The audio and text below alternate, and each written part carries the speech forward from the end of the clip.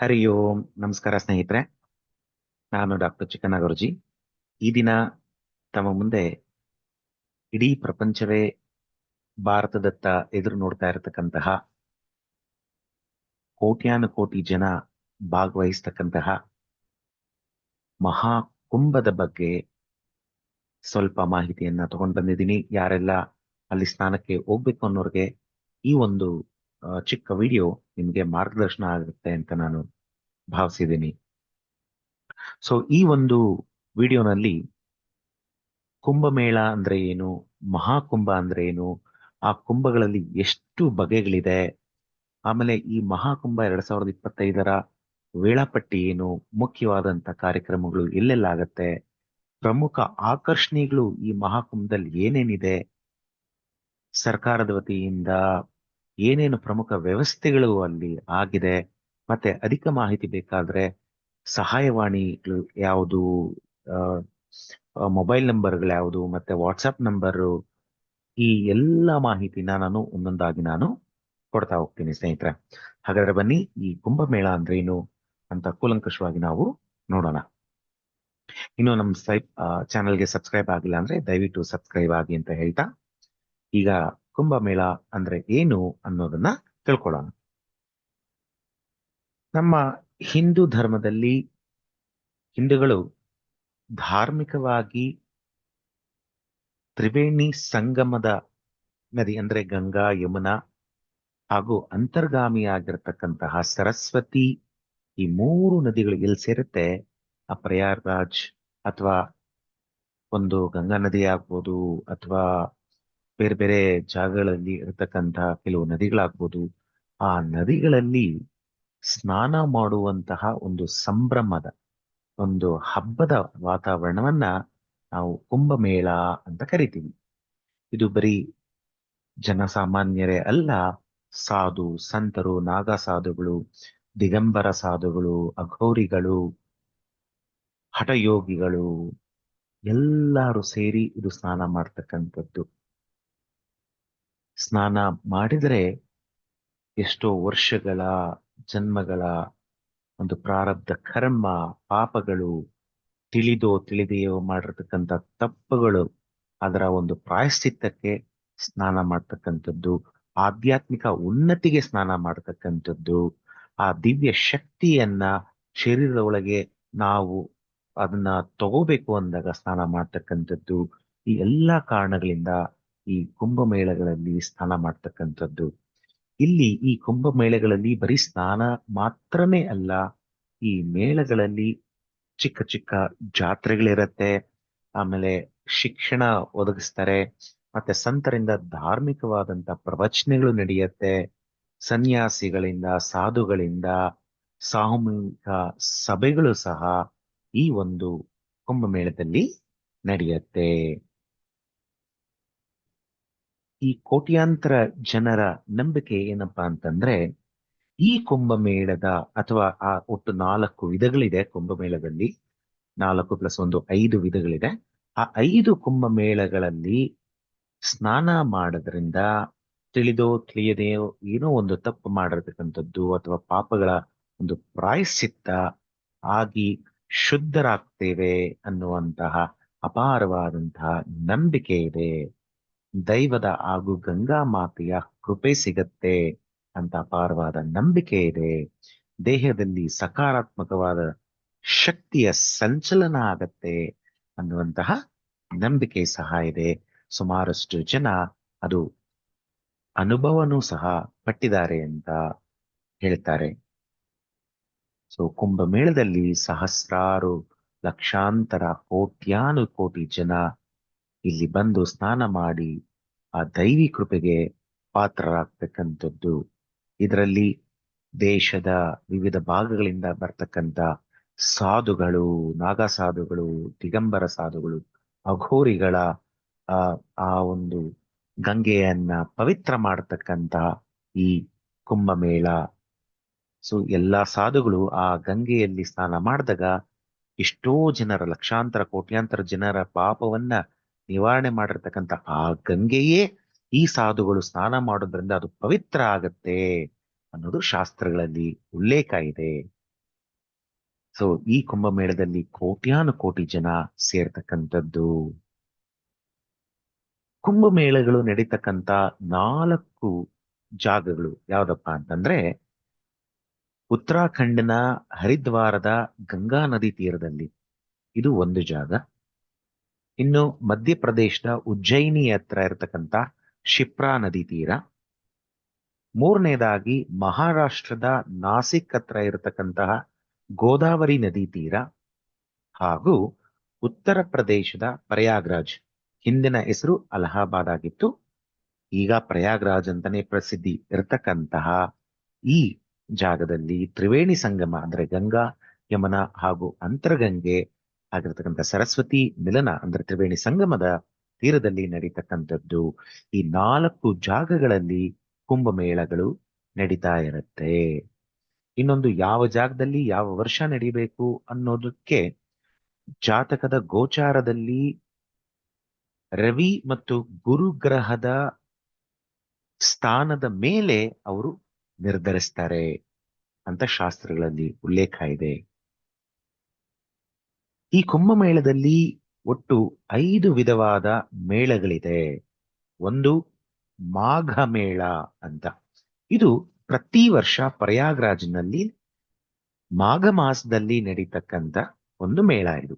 ಇದರಲ್ಲಿ ತ್ರಿವೇಣಿ ಸಂಗಮದಲ್ಲಿ ಸ್ನಾನ ಮಾಡ್ತಕ್ಕಂಥದ್ದು. ಇನ್ನು ಕುಂಭಮೇಳ ಅಂತ ಬಂದಾಗ ಪ್ರತಿ 4 ವರ್ಷಕ್ಕೆ ಒಮ್ಮೆ, ಅಂದ್ರೆ ಈಗ ನಾನು ಯಾವ 4 ಕ್ಷೇತ್ರಗಳು ಹೇಳಿದ್ದೀನಿ ಆ ಕ್ಷೇತ್ರಗಳಲ್ಲಿ ಒಂದಾದ ನಂತರ ಇನ್ನೊಂದು ಕ್ಷೇತ್ರದಲ್ಲಿ 4 ವರ್ಷಕ್ಕೊಮ್ಮೆ ಅದು ಸರಣಿ ಪ್ರಕಾರ ಅದು ನಡೀತಾ ಇರುತ್ತೆ ಕುಂಭಮೇಳ. ಇದು ಪ್ರತಿ 4 ವರ್ಷಕ್ಕೆ ಒಮ್ಮೆ ನಡೀತಕ್ಕಂಥದ್ದು. ಇನ್ನ ಮೂರನೇ ವಿಧವಾದ ಕುಂಭಮೇಳ ಅಂತಂದ್ರೆ ಅರ್ಧ ಕುಂಭ ಅಂತ ಅರ್ಥ. ಇದು ಪ್ರತಿ 6 ವರ್ಷಕ್ಕೆ ಒಮ್ಮೆ ಪ್ರಯಾಗ್ರಾಜ್ ಅಥವಾ ಹರಿದ್ವಾರದಲ್ಲಿ ಮಾತ್ರ ನಡೀತಕ್ಕಂತಹ ಕುಂಭಮೇಳ ಇದು ಅರ್ಧ ಕುಂಭಮೇಳ. ಇನ್ನು ಪೂರ್ಣ ಕುಂಭ ಅಂತಂದ್ರೆ ಪ್ರತಿ 12 ವರ್ಷಕ್ಕೆ ಒಮ್ಮೆ ಪ್ರಯಾಗ್ರಾಜ್ನಲ್ಲಿ ನಡೀತಕ್ಕಂತಹ ಕುಂಭಮೇಳ ಇದು ಪೂರ್ಣ ಕುಂಭ. ಇನ್ನು ಮಹಾಕುಂಭ ಪ್ರತಿ 144 ವರ್ಷಕ್ಕೆ ಒಮ್ಮೆ ಮಾತ್ರ ನಡೀತಕ್ಕಂತಹ ಅತ್ಯಂತ ವಿಶೇಷವಾದಂತಹ ಕುಂಭಮೇಳ. ಅಂದ್ರೆ ಪ್ರತಿ 12ನೇ ಪೂರ್ಣ ಕುಂಭಮೇಳವನ್ನ ನಾವು ಮಹಾಕುಂಭ ಅಂತ ಕರಿತಾ ಇದ್ದೀವಿ. ಸುಮಾರು ಜನ ಇದು 144ನೇ ಕುಂಭಮೇಳ ಅಂತ ಕನ್ಫ್ಯೂಸ್ ಮಾಡ್ಕೊಂಡಿದ್ದಾರೆ. ಅದು 144ನೇ ಕುಂಭಮೇಳ ಅಲ್ಲ, 144 ವರ್ಷಕ್ಕೆ ಒಮ್ಮೆ ಆಗ್ತಕ್ಕಂತಹ ಮಹಾಕುಂಭ. ಸ್ನೇಹಿತರೆ, ನೀವು ಎಲ್ಲ ಅದೃಷ್ಟಶಾಲಿಗಳು. ಯಾಕೆಂತಂದ್ರೆ ನಮ್ಮ ಒಂದು ಜೀವಿತ ಅವಧಿಯಲ್ಲಿ ಈ ಮಹಾಕುಂಭವನ್ನ ನಾವು ಕಣ್ಣಾರೆ ನೋಡ್ಲಿಕ್ಕೆ ಸಿಗ್ತಾ ಇದೆ. ನಾವು ನೇರವಾಗಲ್ಲಿ ದರ್ಶನ ಮಾಡ್ಬೋದು ಅಥವಾ ಟಿವಿ ಮುಖಾಂತರನಾದ್ರೂ ನಾವು ನೋಡುವಂತಹ ಒಂದು ಸುಯೋಗ ನಮಗೆ ಕಲ್ಪಿಸ್ತಾ ಇದೆ. ಇನ್ನು ಮತ್ತೊಂದು ನಾವು ಮಹಾಕುಂಭ ನೋಡ್ಬೇಕು ಅಂದ್ರೆ 144 ವರ್ಷಗಳು ಕಳೆದ ನಂತರ ಮಾತ್ರ ಸಾಧ್ಯ ಅದು. ಇಲ್ದಿದ್ರೆ ಪ್ರತಿ 12 ವರ್ಷಕ್ಕೆ ಪೂರ್ಣ ಕುಂಭ ಇರುತ್ತೆ, 6 ವರ್ಷಕ್ಕೆ ಅರ್ಧ ಕುಂಭ ಇರುತ್ತೆ, 4 ವರ್ಷಕ್ಕೆ ಕುಂಭಮೇಳ ಇರುತ್ತೆ, ಪ್ರತಿ ವರ್ಷ ಮಾಘಮೇಳ ಇರುತ್ತೆ. ಮಹಾಕುಂಭ ತುಂಬಾನೇ ವಿಶೇಷ. ಇದು ಆಧ್ಯಾತ್ಮಿಕ ಪ್ರಗತಿ, ಒಂದು ಮೋಕ್ಷ ಪ್ರಾಪ್ತಿ ಆಗತ್ತೆ. ಈ ಮಹಾಕುಂಭ ಯಾರ ಜೀವಮಾನದಲ್ಲಿ ಸಿಕ್ಕಿ ಆ ಮಹಾಕುಂಭದಲ್ಲಿ ಸ್ನಾನ ಮಾಡ್ತಾರೆ ಸಾಧುಗಳ ಜೊತೆ, ಅಥವಾ ಸಾಧುಗಳು ಸ್ನಾನ ಮಾಡಿದ ನಂತರ ಅವ್ರಿಗೆ ಮೋಕ್ಷ ಪ್ರಾಪ್ತಿ ಆಗತ್ತೆ, ಮರು ಜನ್ಮ ಇರೋದಿಲ್ಲ ಅಂತ ಶಾಸ್ತ್ರಗಳಲ್ಲಿ ಉಲ್ಲೇಖ ಹಾಗೂ ಇದೇ ನಂಬಿಕೆ ಕೂಡ. ಇನ್ನು ನಾವು ಈ ಮಹಾಕುಂಭ 2025ರ ವೇಳಾಪಟ್ಟಿ ನೋಡೋದಾದ್ರೆ, ಈ ಬಾರಿ ಪ್ರಪಂಚದಾದ್ಯಂತ 40ರಿಂದ 45 ಕೋಟಿ ಜನರ ನಿರೀಕ್ಷೆ ಇದೆ. ಈ ಒಂದು ಸಂಖ್ಯೆ ನಿಜವಾಗ್ಲೂ ಅಲ್ಲಿ ಸೇರಿದ್ದೇ ಆದರೆ ಅಮೇರಿಕ ದೇಶದ ಇಡೀ ದೇಶದ ಜನಸಂಖ್ಯೆಯೂ ಸಹ 45 ಕೋಟಿ ಇಲ್ಲ. ಆ ಅಮೇರಿಕ ದೇಶದ ಜನಸಂಖ್ಯೆಯನ್ನೇ ಮೀರಿಸ್ತಕ್ಕಂಥ ಜನಸಂದಣಿ ಇಲ್ಲಿ ಸೇರ್ತಕ್ಕಂಥದ್ದು ನಿರೀಕ್ಷೆ ಮಾಡಿದ್ದಾರೆ ಅಲ್ಲಿನ ಸರ್ಕಾರಿ ಅಧಿಕಾರಿಗಳು. ಇನ್ನು ಇದರ ಪ್ರಾರಂಭ ಯಾವಾಗ ಅಂತಂದ್ರೆ, ಇದೇ ಜನವರಿ 13ನೇ ತಾರೀಕು ಪುಷ್ಯ ಮಾಸದ ಪೌರ್ಣಮಿ ದಿನ ಪ್ರಾರಂಭ ಆಗಿ 26 ಫೆಬ್ರವರಿ ಮಹಾಶಿವರಾತ್ರಿ ಎಂದು ಮುಕ್ತಾಯ ಆಗುತ್ತೆ. ಈ ಒಂದು ಮಹಾಕುಂಭ ಮೇಳದಲ್ಲಿ 3 ಘಟ್ಟಗಳು ಇದೆ. ಅದನ್ನ ಶಾಹಿ ಸ್ನಾನ ಅಥವಾ ರಾಜಭಾಗ್ಯದ ಅಥವಾ ರಾಜಯೋಗದ ಸ್ನಾನ ಅಂತ ಕರೀತಾರೆ. ಇದು 3 ಶಾಹಿ ಸ್ನಾನ ಅಂತ ಕರೀತಾರೆ. ಮೊದಲನೇ ಶಾಹಿ ಸ್ನಾನ ಮಕರ ಸಂಕ್ರಾಂತಿ ದಿನ 14ನೇ ತಾರೀಕು ನಡೀತಾ ಇದೆ. ಜನವರಿ 14ನೇ ತಾರೀಕು ಮೊದಲ ಶಾಹಿ ಸ್ನಾನ. ಇನ್ನು ಮೌನ ಅಮಾವಾಸ್ಯೆ ಅಂದರೆ 29 ಇದೇ ತಿಂಗಳ ಅಂದ್ರೆ ಜನವರಿ 29ನೇ ತಾರೀಕು ಮೌನ ಅಮಾವಾಸ್ಯೆ ದಿನ 2ನೇ ಶಾಹಿ ಸ್ನಾನವನ್ನ ಸಾಧುಗಳು ಮಾಡ್ತಾ ಇದ್ದಾರೆ. ಇನ್ನು 3ನೇ ಶಾಹಿ ಸ್ನಾನ ಇದು ವಸಂತ ಪಂಚಮಿಯ ದಿನ ಫೆಬ್ರವರಿ 3ನೇ ತಾರೀಕಿನಂದು 3ನೇ ಶಾಹಿ ಸ್ನಾನ ಆಗುತ್ತೆ. ಈಗ ನಾವು ಮೇಲೆ ತಿಳಿಸಿರ್ತಕ್ಕಂಥ ಡೇಟು ಅಂದ್ರೆ 13ನೇ ತಾರೀಕು ಜನವರಿ 13ರಿಂದ 26/2/25ನೇ ಇಸ್ವಿ ಈ ಮಧ್ಯದ ದಿನಗಳಲ್ಲಿ ಯಾವಾಗ ಬೇಕಾದರೂ ಸಾಮಾನ್ಯರು ಹೋಗಿ ಸ್ನಾನ ಮಾಡಿ ಬರಬಹುದು. ವಿಶೇಷವಾಗಿ ನಮಗೆ ತುಂಬಾ ಶ್ರೇಷ್ಠವಾದಂತ ಫಲ ಬೇಕು ಅಂತಂದ್ರೆ ಸಾಧುಗಳು ಸ್ನಾನ ಮಾಡುವಂತ ಟೈಮಲ್ಲಿ ಅಲ್ಲಿ ಸ್ನಾನ ಮಾಡ್ತಕ್ಕಂಥದ್ದು ಅಥವಾ ಅವರು ಮಾಡಿದ ನಂತರ ಸ್ನಾನ ಮಾಡ್ತಕ್ಕಂಥದ್ದು. ಈ 3 ಸ್ನಾನಗಳು ಆದ್ಮೇಲೆ ಕೆಲವರು ಸ್ನಾನ ಮಾಡ್ತಾರೆ. ಅಷ್ಟೊತ್ತಿಗೆ ಗಂಗೆ ತುಂಬಾನೇ ಪವಿತ್ರ ಆಗಿರುತ್ತೆ ಅಂತ ಕೆಲವರ ಮತ ಇದೆ. ಆ 3 ಸ್ನಾನಗಳು ಕಳ್ಕೊಂಡು 3ನೇ ತಾರೀಕಿನ ನಂತರ ಸುಮಾರಷ್ಟು ಜನ ದೇಶದ ಎಲ್ಲಾ ಕಡೆ ಆ 3 ಶಾಹಿ ಸ್ನಾನಗಳು ಆದ ನಂತರ ಅಲ್ಲಿ ಸ್ನಾನ ಮಾಡ್ಲಿಕ್ಕೆ ಹೋಗ್ತಾ ಇದ್ದಾರೆ ದೇಶದಾದ್ಯಂತ. ಇನ್ನು ಮಾಘ ಪೂರ್ಣಿಮಾ ವಿಶೇಷವಾಗಿ ಅಲ್ಲಿ ಆಚರಣೆ ಇರತಕ್ಕಂಥದ್ದು, ಪೂಜಾ ಕೈಂಕರ್ಯಗಳು ನಡೀತಕ್ಕಂಥದ್ದು 12ನೇ ತಾರೀಕು ಫೆಬ್ರವರಿ. ಇನ್ನು ಮಹಾಶಿವರಾತ್ರಿ ಎಂದು ಅಲ್ಲಿ ಮುಕ್ತಾಯ ಆಗತ್ತೆ. ಇನ್ನು ಸ್ನಾನ ಮಾಡುವಂತವರು ಜನವರಿ 14ರಿಂದ 26ರೊಳಗೆ ಯಾವ ದಿನ ಬೇಕಾದ್ರೂ ಮಾಡಬಹುದು. ಅಥವಾ ಸಾಧುಗಳು, ಸಂತರು, ನಾಗಸಾಧುಗಳು, ಅಘೋರಿಗಳು ಸ್ನಾನ ಮಾಡಿದ ನಂತರ ನಾವು ಸ್ನಾನಕ್ಕೆ ಹೋಗ್ತೀವಿ ಅನ್ನುವಂಥವರು ಫೆಬ್ರವರಿ 3ರ ನಂತರ ನೀವು ಹೋದ್ರೆ ಅಷ್ಟೊತ್ತಿಗೆ ಗಂಗೆಯಲ್ಲಿ ಅಷ್ಟು ತುಂಬಾನೇ ಶಕ್ತಿ ಶೇಖರಣೆ ಆಗಿರುತ್ತೆ. ಅಷ್ಟು ಜನ ಸಾಧುಗಳು ಒಂದು ತಪಸ್ಸಿನ ಆ ಒಂದು ಪ್ರಭೆ, ಅವರ ಒಂದು ಅಭಾಮಂಡಲ ಅಥವಾ ಔರ ಅಂತ ಏನ್ ಹೇಳ್ತೀವಿ, ಆ ಶಕ್ತಿ ಆ ಗಂಗಾ ಮಾತಿನಲ್ಲಿ ಶೇಖರಣೆ ಆಗಿರತಕ್ಕಂಥದ್ದು. ಆ ಟೈಮಲ್ಲಿ ನಾವು ಸ್ನಾನ ಮಾಡಿದ್ರೆ ನಮ್ಗೆ ಇನ್ನಷ್ಟು ಅಧಿಕ ಒಂದು ಶಕ್ತಿ ನಮ್ಮ ದೇಹದಲ್ಲಿ ಸಂಚಾರ ಆಗುತ್ತೆ ಅಂತ ಸುಮಾರಷ್ಟು ಜನರ ಮತ ಸಹ ಇದೆ ಇದರಲ್ಲಿ. ಇನ್ನು ಈ ಕುಂಭಮೇಳಕ್ಕೆ ಹೋದಾಗ ಅಲ್ಲಿ ಹತ್ರ ನೋಡ್ತಕ್ಕಂತಹ ಕೆಲವು ವಿಶೇಷವಾದಂತಹ ಸ್ಥಳಗಳು ಯಾವಪ್ಪ ಅಂತಂದ್ರೆ, ಆ ಪ್ರಯಾಗ್ರಾಜ್ನ ಒಂದು 10 ಕಿಲೋಮೀಟರ್ ರೇಡಿಯಸ್ ಒಳಗೆ ಬರ್ತಕ್ಕಂತ ಈ ಒಂದು 4 ಜಾಗಗಳಿದೆ. ಒಂದು ಮಲಗಿರುವ ಹನುಮಾನ್ ಮಂದಿರ, ಲೇಟೆ ಹುಯಿ ಹನುಮಾನ್ ಜಿ ಕಾ ಮಂದಿರ್ ಅಂತ ಹೇಳ್ತಾರೆ ಆ ಕಡೆ ಹಿಂದಿನಲ್ಲಿ. ಅದು ಏನ್ ಫೋಟೋ ತೋರಿಸಿದೀನಿ ಅದು ಮಲಗಿರ್ತಕ್ಕಂತ ಹನುಮಾನ್ ಮಂದಿರ.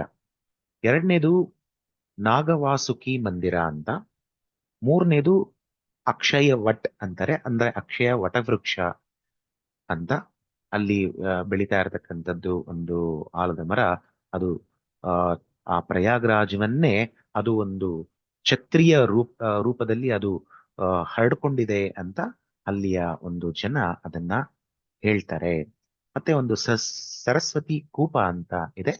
ಇದು 10 ಕಿಲೋಮೀಟರ್ ಒಳಗಡೆ ತಾವು ನೋಡಬಹುದಾದಂತಹ ಪ್ರೇಕ್ಷಣೀಯ ಮತ್ತು ನೋಡ್ಲೇಬೇಕಾದಂತಹ ಸ್ಥಳಗಳು.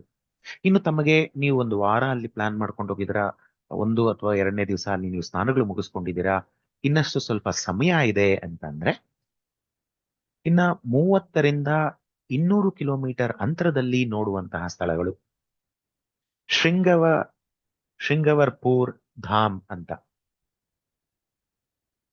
ಇದು ಪ್ರಯಾಗ್ರಾಜ್ನಿಂದ 35 ಕಿಲೋಮೀಟರ್ ದೂರದಲ್ಲಿ ಇರತಕ್ಕಂತ ಅತ್ಯಂತ ರಮಣೀಯವಾದಂತಹ ಪ್ರೇಕ್ಷಣೀಯ ಸ್ಥಳ ಆಗಿದೆ ಇಲ್ಲಿ. ಇನ್ನೊಂದು 51 ಶಕ್ತಿ ಪೀಠಗಳಲ್ಲಿ ಒಂದು ಶಕ್ತಿ ಪೀಠ ಅಂತ ಅನ್ನಿಸ್ಕೊಂಡಿರ್ತಕ್ಕಂತಹ ವಿಂಧ್ಯಾವಾಸಿನಿ ಶಕ್ತಿಪೀಠ, ವಿಂಧ್ಯಾಚಲ್ ಮಂದಿರ ಅಂತಾನೆ ಹೆಸರುವಾಸಿಯಾಗಿದೆ. ಇದು ಪ್ರಯಾಗ್ರಾಜ್ನಿಂದ 88ರಿಂದ 92 ಕಿಲೋಮೀಟರ್ ದೂರದಲ್ಲಿ ಇದೆ. ಇದು ಎರಡನೇ ಸ್ಥಳ. ಇನ್ನು ಮೂರನೇದಾಗಿ ಚಿತ್ರಕೂಟ್. ರಾಮಾಯಣ ಕಾಲದಲ್ಲಿ ವನವಾಸದ ಸಮಯದಲ್ಲಿ ಶ್ರೀರಾಮಚಂದ್ರರು ಸೀತಾಮಾತೆ ಹಾಗೂ ಲಕ್ಷ್ಮಣ ಸಮೇತರಾಗಿ ಚಿತ್ರಕೂಟದಲ್ಲಿ ಇದ್ದಾಗ ಭರತನು ತನ್ನ ತಾಯಿ, ದೊಡ್ಡಮ್ಮ, ತಾಯಿ ಮತ್ತೆ ಚಿಕ್ಕಮ್ಮರ ಒಂದಿಗೆ ಅಲ್ಲಿ ರಾಮರನ್ನ ವಾಪಸ್ ಕರೆಯೋದಕ್ಕೆ ಹೋಗಿ ಅಲ್ಲಿ ಶ್ರೀರಾಮರು ನಾನು ಪಿತೃಪಾಲನೆ ಪಿತೃವಾಕ್ಯ ಪರಿಪಾಲನೆ ಮಾಡಬೇಕು ಅಂತ ಹೇಳಿ ಪಾದಕೆಗಳನ್ನ ಕೊಟ್ಟಂತಹ ಸ್ಥಳ. ಇಲ್ಲಿ ಸುಮಾರಷ್ಟು ಚಿಕ್ಕ ಚಿಕ್ಕ ಮಂದಿರಗಳಿದೆ. ಇದು ಪ್ರಯಾಗ್ರಾಜ್ನಿಂದ 130 ಕಿಲೋಮೀಟರ್ ದೂರ ಇರತಕ್ಕಂಥದ್ದು. ಇನ್ನೊಂದೇನಪ್ಪ ಚಿತ್ರಕೂಟದ ವಿಶೇಷ ಏನು ಅಂತಂದ್ರೆ ಇಲ್ಲಿ ಬ್ರಹ್ಮ ವಿಷ್ಣು ಮಹೇಶ್ವರರ ಒಂದು ಜೀವನ ಇಲ್ಲಿ ಪ್ರಾರಂಭ ಆಯಿತು ಅಂತ ಅಲ್ಲಿ ಕೆಲವು ದಂತಕಥೆಗಳ ಒಂದು ಉಲ್ಲೇಖ ಸಹ ನಾವು ಕೇಳಬಹುದು.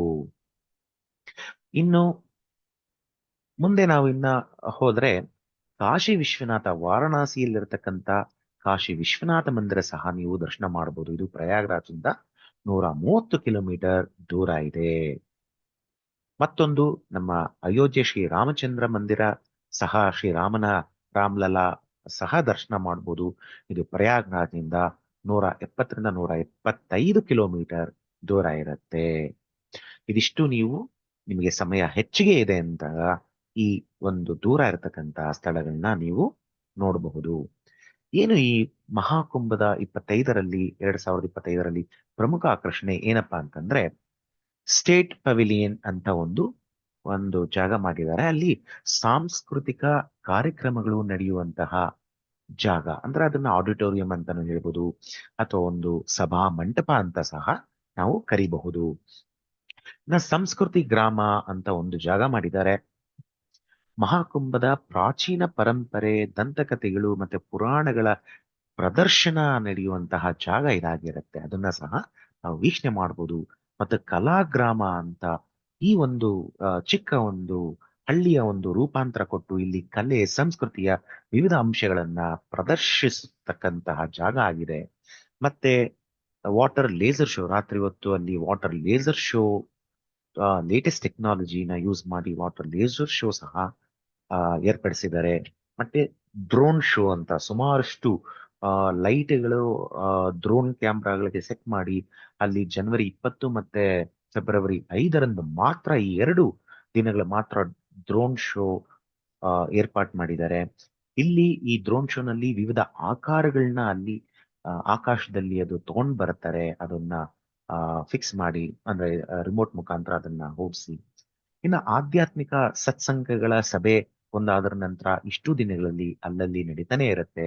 ಯೋಗ ಮತ್ತೆ ಧ್ಯಾನದ ಶಿಬಿರಗಳನ್ನ ಅಲ್ಲಿ ಆಯೋಜಿಸಲಾಗಿದೆ. ಮತ್ತೆ ಪ್ರತಿಯೊಂದು ಘಾಟಗಳಲ್ಲಿ ಪ್ರತಿದಿನ ಗಂಗಾ ಆರತಿ, ವಿಶೇಷವಾದಂತಹ ಗಂಗಾ ಆರತಿಗಳು ಅಲ್ಲಿ ಏರ್ಪಡಿಸಿದ್ದಾರೆ.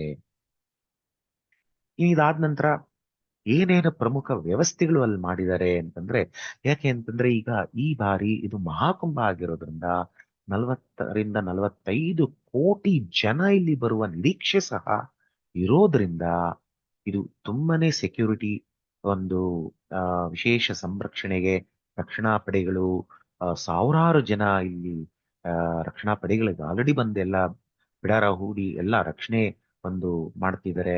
CCTV ಕ್ಯಾಮ್ರಾಸ್ ಎಲ್ಲ ಅರೇಂಜ್ ಮಾಡಿ 24 ಗಂಟೆಗಳು ಅಲ್ಲಲ್ಲಿ LED TVs ಅಲ್ಲಿ ಅದನ್ನ CCTV ಪ್ರದರ್ಶನ ಮಾಡ್ತಿದ್ದಾರೆ.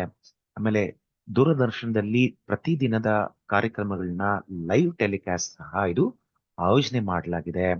ಮತ್ತೆ ಆಯುಷ್ ಡಿಪಾರ್ಟ್ಮೆಂಟ್ ವತಿಯಿಂದ ಮಲ್ಟಿ OPD ಕ್ಲಿನಿಕ್ಗಳನ್ನ ಅಲ್ಲಿ ಸ್ಥಾಪನೆ ಮಾಡಿದ್ದಾರೆ ಪ್ರತಿಯೊಂದು ಕುಂಭಮೇಳದ ಅಲ್ಲಲ್ಲಿ ಬಿಡಾರಗಳಲ್ಲಿ. ಮತ್ತೆ ಸ್ಪೆಷಲ್ ಯೋಗ ಕ್ಯಾಂಪ್ಗಳಿದೆ. ಆಮೇಲೆ ಮೆಡಿಸಿನಲ್ ಅಂದ್ರೆ ಔಷಧಿಯುಕ್ತ ಗಿಡ ಮೂಲಿಕೆಗಳ ಒಂದು ಪ್ರದರ್ಶನ ಸಹ ಇಲ್ಲಿ ಆಯೋಜಿಸಲಾಗಿದೆ.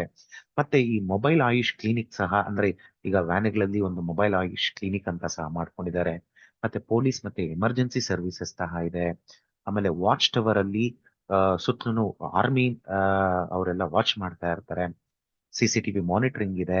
ಆಮೇಲೆ ಇನ್ ಕೇಸ್ ಏನಾದ್ರು ಅಲ್ಲಿ ಅಜಾಗರೂಕತೆ ಆದ್ರೆ ಅಲ್ಲಿ ಎವ್ಯಾಕ್ಯುಯೇಷನ್ ಅಂದ್ರೆ ತುರ್ತು ನಿರ್ಗಮನಕ್ಕೆ ಅಲ್ಲೆಲ್ಲಾನು ಎಲ್ಲ ದಾರಿ ಮಾಡಿ ಅಲ್ಲಿ ಪ್ರತಿಯೊಂದು ಫಲಕಗಳಾಕಿದ್ದಾರೆ ಯಾವ ಕಡೆ ಹೋಗ್ಬೇಕು ಅಂತ.